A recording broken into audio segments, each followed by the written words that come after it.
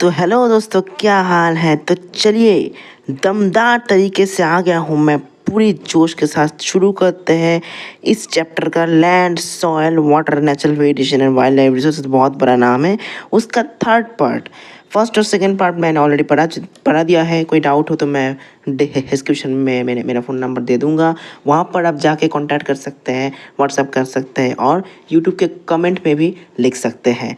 तो बिना किसी देरी के बढ़ते हैं पार्ट 3 पर। हम धांसू तरह से पढ़ेंगे इस वाटर पार्ट को, कभी नहीं भूलोगे। फिर तो क्वेश्चंस का वक्त आएंगे, रिवीजन का वक्त आएंगे। चैप्टर को पहले अच्छे से समझते हैं, पार्ट 3 शुरू करते हैं। वीडियो अच्छी लगती है वीडियो को लाइक कीजिए, चैनल को सब्सक्राइब कर दीजिए, मेरा हौसला बढ़ता है। बिना किसी देरी के वीडियो को स्टार्ट करते हैं। तो यहाँ पर पहले आते हैं वाटर। वाटर किसे कहते हैं? Water is a vital renewable natural resource. 3/4 of the earth surface is covered with water. तो वाटर क्या होता है? Vital renewable natural resource. और अर्थ का, ये हमको पता है, पहले से क्लास 1 से पढ़ते आ रहा है। 3/4 of the earth is covered with water, मतलब 3% है पानी और 1% ज़मीन। ठीक है, चलिए। It is therefore appropriately called the water planet. इसीलिए धरती को वाटर प्लैनेट कहा जाता है, क्योंकि यहाँ पर ड्रिंकेबल वाटर अवेलेबल होता है। It was in the primitive oceans that life began almost 3.5 billion years back. अब ये क्या कह दिया ओशन में? कैसे देखो, अपने हाइड्रास के बारे में सुने हैं? हाइड्रास तो मिनिमल टाइप के प्लांट्स होते हैं, अगर नहीं सुने तो मैं समझा देता हूँ। पहले जब अर्थ फॉर्म होने का स्टेज में था तो ओशंस आने लगा, तो वहाँ पर ओशंस में पहले लाइफ फॉर्म्स जो थे हाइड्रा, जो छोटे छोटे माइक्रो ऑर्गेनिजम्स, वो पानी में ग्रो होते थे, क्योंकि पानी उनको सस्टेन करने के लिए लगता था। इसलिए 3.5 बिलियन ईयर्स बैक, अभी आप इतने तक ही जान लीजिए, बाकी आप तो हायर क्लास में जानेंगे ही। Primitive oceans in that the life began almost 3.5 billion years से, मतलब उतना ओशंस डेवलप नहीं था। वहाँ पर छोटे छोटे माइक्रो ऑर्गेनिजम्स, सूडोपोडिया, हाइड्रा, छोटे छोटे जो होते हैं ना माइक्रोब्स, वो रहते थे। उसी से आज हमारा बड़े बड़े फिश, हम लिविंग ऑर्गेनिजम्स धीरे धीरे लाइफ फॉर्म इवॉल्व होते होते आज इस स्टेज में खड़ा है। तो चलिए नेक्स्ट बढ़ते हैं। Even today the oceans cover 2/3 of the earth surface and support rich variety of plants and animal life. आज भी ocean 2/3 of the earth surface को कवर करते हैं। The ocean water is however saline and not fit for human consumption. देखो, अब आप सोच सकते हैं कि ओशन तो इतने हैं, फिर वाटर कंजर्वेशन का क्या फ़ायदा? पहले ही इतना पानी यहाँ पर मौजूद है। तो यहाँ पर एक बात गौर करने वाली है कि ओशन के पानी नमकीन होती है, वहाँ पर सॉल्ट कंटेंट होता है, वो ड्रिंकेबल नहीं होता। और उसको ड्रिंकेबल बनाने का जो प्रोसेस है सॉल्ट कंटेंट का, वो बहुत कॉस्टली है। तो पानी का पैसा और प्राइस दोनों ही बहुत बढ़ जाएगा, इसीलिए वो मुमकिन नहीं है। इसीलिए फ्रेश वाटर हमारे पास सिर्फ 3% है, उसमें भी 1% ह्यूमन्स को एक्सेसिबल है, बाकी ग्लेशियर वगैरह में है। इसीलिए वाटर को कंजर्व करने के लिए इतना स्टेप लिया जाता है, क्योंकि 1% ही है सिर्फ जो हम कंज्यूम कर सकते हैं। Nearly 70 the ocean fresh water accounts for only 2.7%। देखा, मैंने कहा अप्रॉक्स 3% है, मतलब 2.7% वही। Nearly 70% of this occurs as ice sheets. इनमें भी समझो, इन 2.7% से ही आज तक सब लोग पानी पी रहे हैं, उसमें भी भाग है, उसमें भी आइस शीट्स में गया, ग्लेशियर्स में गया, ग्रीनलैंड में है, mountain regions. So after all only 1%, क्या भाई, 1% of the fresh water is available and fit for human use. अब समझिए, 1% पानी आज तक धरती के फॉर्म होने के बाद ह्यूमन्स एंड एनिमल्स उसी को लेकर जीवित है। समझो 1% पानी कितना है, 1% पानी हमारे लिए कितना है। तो इसे हमको कंजर्व करना होगा, नहीं तो एक दिन ऐसा आएगा कि आपको पानी नहीं मिलेगा। इसलिए always save water. So fresh water से available for human use. It is found as ground water में अवेलेबल होता है, surface water in rivers lakes and as water vapour in the atmosphere. तो वाटर वेपर भी जैसा available होता है।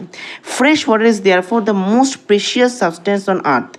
सबसे कीमती चीज़ आप एक बार सोच के देखिए एक बार, water can neither be added nor be subtracted from the earth. देखिए, जो वाटर इवापोरेट होता है ना, वही तो वापस बारिश में आता है। तो वाटर कभी ऐड या कभी सब्सट्रैक्ट नहीं होता, ये कांस्टेंट रहता है। ये हमारा हम ह्यूमन्स की वजह से उसका क्वालिटी और क्वांटिटी दोनों डिग्रेड होता जा रहा है। इसीलिए हमको वाटर कंजर्व करना चाहिए। Fresh water is there for more specious substance, समझ गए आप, कोई दिक्कत नहीं। It's total volume remains constant, it's abundance only seems to vary because it is in constant motion. आपने वाटर साइकिल पढ़ा है छोटे क्लास में? हाँ पढ़ा है, पर भूल गए सर। कोई बात नहीं, मैं समझा दूंगा। मतलब क्या है, सिंपली आप समझ लीजिए, कुछ ज़्यादा दिक्कत वाली बात नहीं है। ओशन से हीटिंग की वजह से, सन की वजह से पानी ऊपर जाता है, क्लाउड फॉर्म होता है, फिर आता है पानी वापस रेन की तरह। इसीलिए को हम simply in the most basic way basically हम इसको वाटर साइकिल कहते हैं। तो इसीलिए वो कांस्टेंट साइकिल में है, जो पानी नीचे है वही उसी का एक पार्ट इवापोरेट होके फिर बारिश की तरह आता है। तो ऐसा नहीं कि आसमान से बारिश मतलब वो फ्री वाटर है, मतलब वो अलग से धरती पे ऐड हो रहा है, ऐसा कुछ नहीं। ऐसा बहुत लोगों का डाउट होता है, मैं यहाँ पर क्लियर कर देता हूँ कि जो इवापोरेट हो रहा है वही प्रेसिपिटेट होता है, कोई एक्स्ट्रा नहीं। इसका वॉल्यूम कांस्टेंट रहता है, ठीक है, ठीक है। It's abundance only seems to vary because it is in constant motion. The air, the land and back again, पहले आसमान पे फिर ज़मीन पे, पहले पोर्शन से हीटिंग की वजह से पानी ऊपर जाएगा। तो मैंने क्या बोला था, ये वो वाटर साइकिल है। ड्यू टू ओशंस मैंने मतलब पोर्शन से सनलाइट के वजह से हीटिंग होके वाटर इवापोरेशन प्रोसीड्यूर से ऊपर जाएगा, फिर एयर्स में क्लाउड्स फॉर्म होंगे, फिर वहाँ से बारिश होगा, वो लैंड में आएगा, फिर back again to the ocean, फिर इवापोरेट होगा। तो ये है water cycle. This is already we know water cycle. तो ये पार्ट आपको पूरा याद रखना है। तो अल्टीमेटली क्या हो रहा है, वाटर साइकिल क्या हो रहा है, water evaporates through oceans forms clouds and again through rain come back to the water. Evaporation, precipitation, runoff, मतलब इवापोरेशन मतलब जैसे पानी समुद्र से और जिसी वो वाटर सोर्स से इवापोरेट होता है। प्रेसिपिटेशन मतलब बारिश, और रन ऑफ मतलब समझिए ये एक हिल स्लोप है, यहाँ पर वाटर बारिश की तरफ आता है, और रन ऑफ ये सरफेस को स्लैंटिंग वे से रन ऑफ हो जाता है। ये रिवर्स, लेक्स, जैसे कि गंगा फॉर्म हुआ है ना, गंगोत्री यमुनोत्री से ग्लेशियर जो पिघलते, वहीं से सेम टू दैट पहाड़ से आके वो नदियों नालों में मिलता है। तो वाटर साइकिल का डेफिनेशन मैं स्क्रीन में दे रहा हूँ, अगर आपको अच्छे डेफिनेशन चाहिए तो वहाँ पे आप देख सकते हैं और उसे कॉपी कर सकते हैं, एग्जाम में लिख सकते हैं, कोई दिक्कत नहीं। यहाँ पर तो डू यू नो दिया गया है, बहुत ही इंपॉर्टेंट चीज़ होता है ये चीज़। इन 1975 the consumption of water for human use was 3850 cubic kilometer per year. It soared to more than 6000 cubic kilometer per year in the year 2000, क्योंकि पॉपुलेशन बढ़ रहा है, वाटर का डिमांड बढ़ रहा है, हाउसिंग बढ़ रहा है, इंडस्ट्री बढ़ रहा है। वाटर का डिमांड मतलब जिस जिस काम में वाटर यूज़ होता है, ड्रिंकिंग हो, वॉशिंग हो, बाथिंग हो, क्लीनिंग हो, सब में वाटर का यूज़ बढ़ चुका है। इसीलिए इतना यूज़ हो रहा है, मतलब समझिए 1% वाटर का कितना यूज़ बढ़ चुका है। तो इसीलिए इसका कंजर्व करना बहुत ही महत्वपूर्ण बात है। A dripping tap waste litres of water in year. अगर हम एस्टिमेट करें, एक देखिए आपका घर में जब टैप बंद होता है ना, तो लोग हमेशा हड़बड़ी में क्या करता है, टैप को ठीक से तो बंद नहीं करते, टप टप करके पानी जो पड़ता है। तो हमको लगता है क्या ही होगा, एक मग ही तो भरेगा एक पूरा दिन में, तो बहुत ही कम पानी पड़ रहा है। पर एक्चुअली हम अगर एस्टिमेट करें पूरे कंट्री का, पूरा वर्ल्ड का, ऐसे टप टप करके पानी गिरने से 1200 लीटर तक का पानी का नुकसान हो सकता है, वेस्ट हो सकता है। इसीलिए एक एक बूंद को सेव कीजिए वाटर को। चलिए वाटर का, चलिए बढ़ते हैं नेक्स्ट पेज पर। Humans use huge amounts of water not only for drinking and washing but also in the process of production. So humans सिर्फ ड्रिंकिंग और वॉशिंग के लिए ही नहीं बल्कि और भी कामों के लिए वाटर को यूज़ करते हैं। आपको पता ही होगा, एग्रीकल्चर में लगता है, इंडस्ट्रीज में लगता है, इलेक्ट्रिसिटी जनरेशन में लगता है, थ्रू रिजर्वर्स। देखो रिजर्व से पानी के थ्रू जो हाइड्रोइलेक्ट्रिसिटी जनरेट होती है उसमें पानी लगता है, of dams and other usages. Increasing population, मैंने पहले ही कहा पॉपुलेशन बढ़ता है। Rising demand for foods and cash crops, मतलब वहाँ पर पानी एग्रीकल्चर में ज़्यादा लग रहा है, राइजिंग डिमांड फॉर फूड, ज़्यादा खेती हो रहा है, ज़्यादा पानी लग रहा है। इंक्रीजिंग अर्बनाइजेशन, ज़्यादा लोग, ज़्यादा घर, ज़्यादा पानी, ज़्यादा टैप वाटर, समझ रहे हैं ना आप एक साइकिल को। Rising standards of living are the major factors leading to the shortages in the supply of fresh water either due to drying up of water sources और वाटर पॉल्यूशन। इससे water source से drawing होता है, pollute होता है और water pollution हो जाता है। तो एक बार इस पर आप नज़र मार सकते हो, वैसे उतना इंपॉर्टेंट नहीं है, किस किस में बहुत ज़्यादा इंपॉर्टेंट यूज़ हो रहा है। गार्डनिंग में सबसे ज़्यादा, ड्रिंकिंग में सबसे कम, फिर कुकिंग आता है, बाथिंग आता है, फ्लशिंग वगैरह वगैरह, वॉशिंग क्लोथ, वॉशिंग यूटेंसिल्स, एक बार आप नज़र मार लेना, उतना इंपॉर्टेंट नहीं है चीज़। नेक्स्ट बढ़ते problems of water availability. There is no scarcity of water. There is scarcity of water in many regions of the world. बहु जगह है जहाँ पर वाटर स्कैर्सिटी है. Most of the Africa, West Asia. कहाँ समझिए, अफ्रीका ज़्यादातर पार्ट डिज़र्ट है, वहाँ पर पानी नहीं मिलता है और वहाँ का क्लाइमेट भी बहुत गर्मी है, इसलिए ज़्यादातर पानी इवेपोरेट हो जाता है. West Asia, South Asia, parts of western USA, north west Mexico, parts of South America and entire Australia are facing shortages in fresh water supply. देखिए सब जगहों पर मेन हमें वाटर स्कार्सिटी देखने के लिए मिलता है. बहुत बड़ा प्रॉब्लम है वर्ल्ड लेवल पर. तो इसीलिए हमारा रीजन भी इसमें आता है, साउथ एशिया, वहाँ पर हम भी आते हैं, तो हमें भी वाटर स्कैर्सिटी होती है. Countries located in climatic zones most susceptible to droughts face great problems of water scarcity. जहाँ पर ड्रॉट प्रोन एरिया होता है ना, जैसे समझिए इंडिया का राजस्थान एरिया, कहीं अगर मानसून का रेनफॉल नहीं हुआ, वहाँ अरेबियन साइड्स पे, वहाँ पर पता है आपको, एक नॉलेज देता हूँ आपको, अरेबियन साइड्स पे पानी एक बहुत बड़ा बिजनेस है पानी का. जहाँ Arabian sides, Kuwait, Iran, Iraq, वहाँ पर अरेबियन पेनिनसुला के वहाँ पर पानी एक बहुत बड़ा बिजनेस है. पानी का बोतल का प्राइस भी बहुत है वहाँ पर. पानी बिकता है वहाँ पर, लोग खरीदते हैं क्योंकि वहाँ पर पानी उतना अच्छे से अवेलेबल नहीं होता. बहुत स्कार्सिटी है वहाँ का एनवायरनमेंट, वहाँ का पोजीशन, पानी बिल्कुल नहीं मिलता, बहुत प्राइस है पानी का. Okay, thus water shortages may be consequence of variation in seasonal or annual precipitation or scarcity is caused by over exploitation and contamination of water resources. Contamination कैसे होता है? Religious waste, फूल पौधे, डेड बॉडीज, पूजा के बाद जो idols होता है मिट्टी का वो फेंकते हैं, इंडस्ट्रियल सीवेज होता है, ओवर एक्सप्लॉयटेशन होता है, सब कुछ होता है. वहीं से हमारा क्या होता है, over exploitation, contamination of water resources हो जाता है. नेक्स्ट बढ़ते हैं, कंजर्वेशन ऑफ वाटर रिसोर्स को कंजर्व कैसे करें भाई. Access to clean and adequate water sources is a major problem facing the world today. So clean water sources and adequate water sources पाना एक मेजर प्रॉब्लम है. Steps have been taken to conserve this drinking resource. भाई बहुत steps लिए गए हैं पर अब तक उनका इफेक्ट उतना भी अच्छा नहीं रहा है. Even the water is renewable resource, it's over use and pollution make it unfit for use. देखिए पानी एकदम से ख़त्म हो जाएगा ये नहीं कह रहा हूँ. पानी दूषित हो रहा है ह्यूमन एक्टिविटी की वजह से. पानी पीने लायक नहीं रहा है, पीने लायक वाला पानी पीने लायक नहीं रहा है. बहुत ही बड़ा बात है ये, बात मैं बोल दिया. जाकि इंडस्ट्रियल सीवेज पानी को पॉल्यूशन हो रहा है, काला पानी जो इंडस्ट्री का वो मिल रहा है, प्लास्टिक वेस्ट मिल रहा है, ज़्यादातर वेस्ट प्रोडक्ट्स. मतलब अल्टीमेटली जब आप देखिए ना, रिवर यमुना देखिए, गंगा देखिए, कितना पॉल्यूटेड हो चुका है. एक टाइम था जहाँ पर गंगा यमुना से लोग पानी लेकर डायरेक्ट पीते थे, तो अब वो दिन नहीं रहे. इतने बड़े बड़े रिवर्स पॉल्यूट हो रहे हैं तो क्या होगा, वाटर स्कार्सिटी तो होंगे ही. वाटर रहते भी हम उसको यूज़ नहीं कर सकते, बाकी कामों के लिए तो हो रहा है, पर मेन पर्पस जो है ड्रिंकिंग, पानी जीवन धारण का सहारा है, तो वही अगर नहीं होगा बच्चों तो क्या होगा. चलिए बढ़ते हैं नेक्स्ट. डिस्चार्ज ऑफ अनट्रीटेड और partially treated sewage, agricultural chemicals, industrial effluents, major contaminants. मैं ऑलरेडी ये चीज़ कह चुका हूँ. They pollute water with nitrates, chemicals मिलते हैं, मेटल, पेस्टिसाइड्स, ये सब मिलते हैं पानी में. देखिए खेती में पेस्टिसाइड देंगे तो वो चैनल की तरह से पानी में टिप टिप करके गिर जाता है, तो कोई ना कोई वाटर बॉडी में जाके वो मिलता है, इसीलिए वो पॉल्यूट हो जाता है. River Yamuna is getting polluted due to sewage, industrial effluents and garbage. चलिए बढ़ते हैं नेक्स्ट पेज पर. यहाँ पर लिखा है most of this chemicals are non biodegradable. मतलब ये नाइट्रेट्स वाला केमिकल जो होता है ना, वो नॉन बायोडिग्रेडेबल, मतलब सॉइल के लिए अच्छा नहीं है, सॉइल में अच्छे से मिलता नहीं, सॉइल को लूज करता है, सॉइल को हार्म करता है, वाटर को हार्म करता है. Water pollution can be control by treating this effluent suitably before releasing them into water body. So इसको ट्रीटमेंट करना पड़ेगा ताकि वाटर बॉडी में जाके ना मिले, और मिलेंगे भी तो ट्रीटमेंट स्टेज पर मिलेंगे.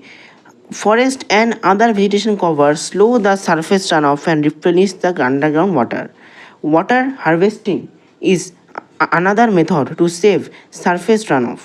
So water harvesting एक मेथड होता है कैसे कि हम रूफटॉप रेन वाटर हार्वेस्टिंग के बारे में आपने सुना है कभी कभी.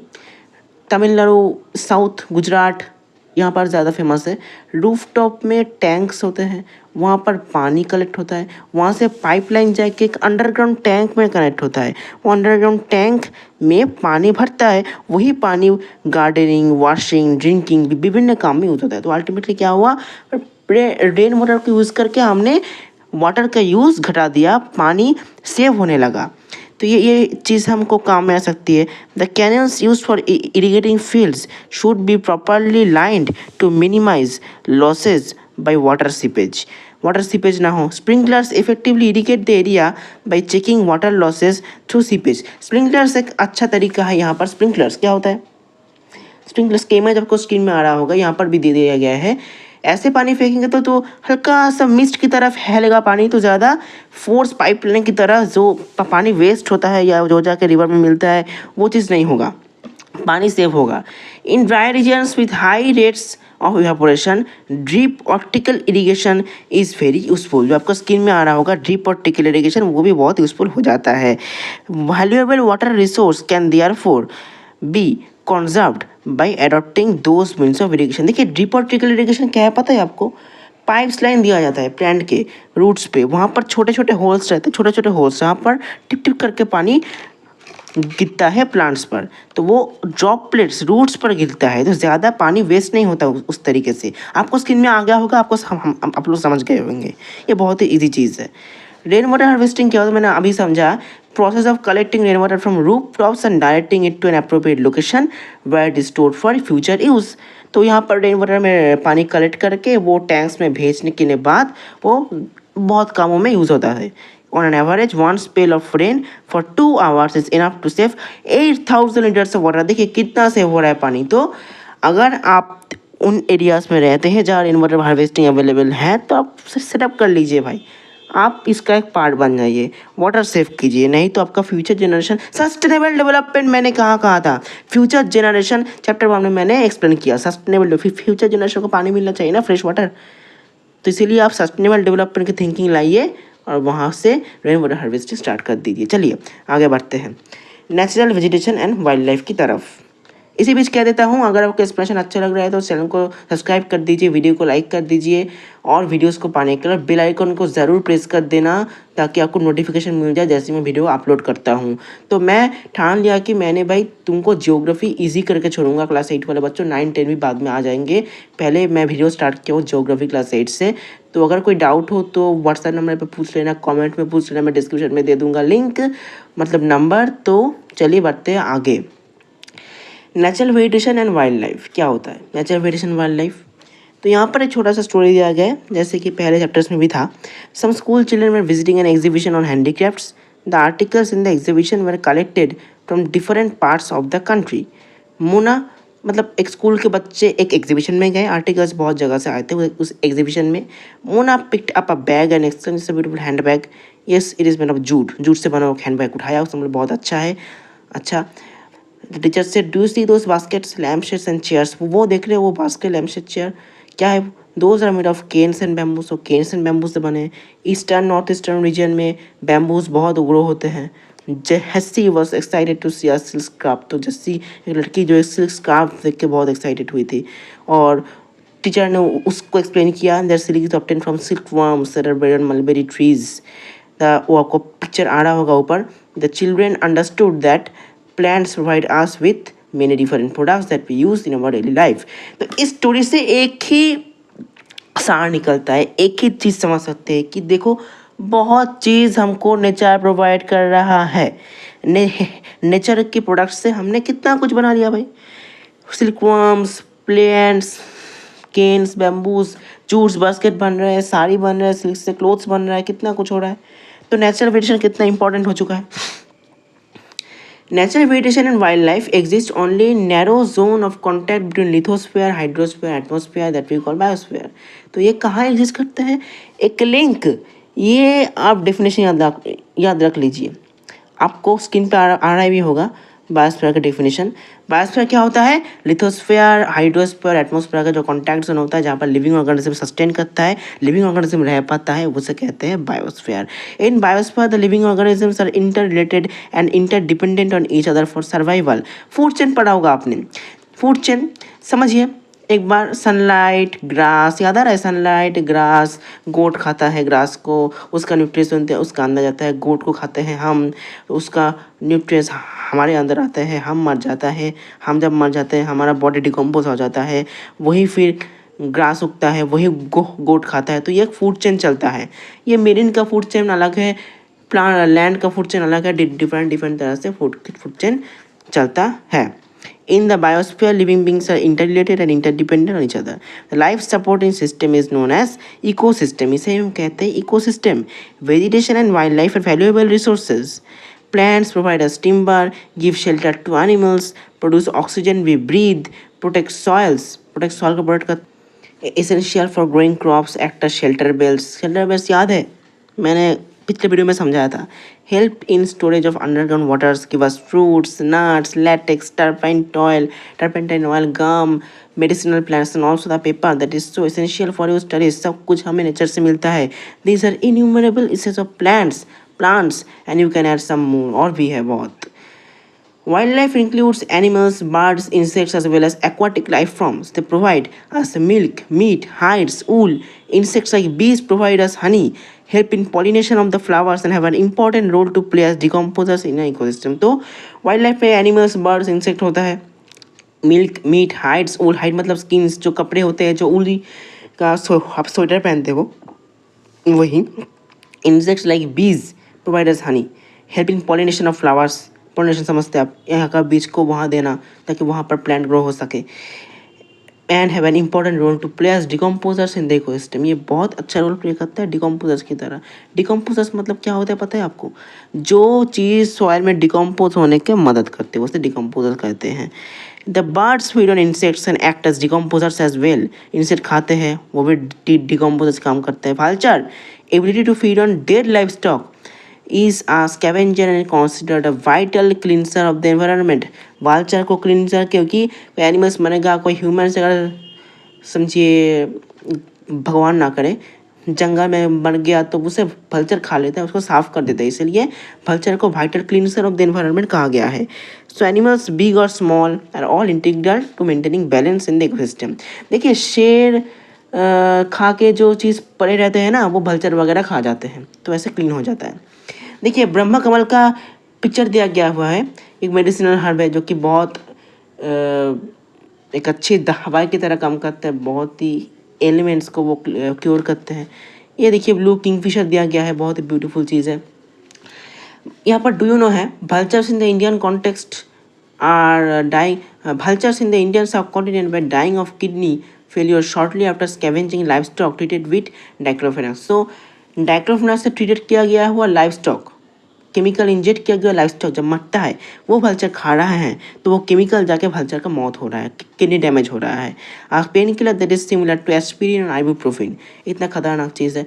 Efforts around to ban the drug for livestock use and breed vultures in captivity. तो वल्चर भी रहने चाहिए, देखो सब कुछ रहने चाहिए। अगर समझेंगे वल्चर तो बहुत बुरी चीज़ है, बैड ओमेन है, मतलब बुरी एक सिंबल होता है, नहीं भाई वैसे नहीं समझे। एनवायरनमेंट सबका होना, मच्छर का भी होना, जो कि कोई एक्सप्लेनेशन नहीं बनता, फिर भी शायद उनका भी एक रीज़न है एनवायरनमेंट रहने के लिए। तो सभी को रहना चाहिए एक साथ फूड चेन बनाने के लिए, ठीक है। सो ऑल एनिमल्स बिग और small are all integral for maintaining balance in the ecosystem, all are integral in balance. So इस वीडियो में इतना ही, पार्ट 3 है शायद इस वीडियो का ये वाला। वीडियो अच्छी लगती है वीडियो को लाइक कीजिए, चैनल को सब्सक्राइब कर दीजिए। अगर कोई डाउट हो तो नंबर मैंने डिस्क्रिप्शन में दे रखा है, पूछ लीजिए, यूट्यूब के कमेंट में भी पूछ सकते हैं, मैं आंसर करने की 100% कोशिश करूंगा। आखिरी पार्ट चैप्टर लास्ट पार्ट होगा, पार्ट 4, यह हम पढ़ेंगे डिस्ट्रीब्यूशन ऑफ नेचुरल वेरिएशन, फिर आपका चैप्टर खत्म हो जाएगा। फिर क्वेश्चन आंसर सॉल्व करेंगे, तगड़ा तरीके से प्रिपेयर करेंगे फाइनल एग्जाम्स का। कोई बात नहीं, आपको अच्छे मार्क्स आने वाले हैं ज्योग्राफी का पार्ट में, तो कोई दिक्कत नहीं, मुझ पे ज्योग्राफी छोड़ दो, मुझ पे छोड़ दो, मैं आपका भाई हूँ, मैं आपके साथ हूँ, कोई बात नहीं। चलिए आगे बढ़ते इसी बात पे, मिलते हैं नेक्स्ट वीडियो पर। Thank you and have a nice day.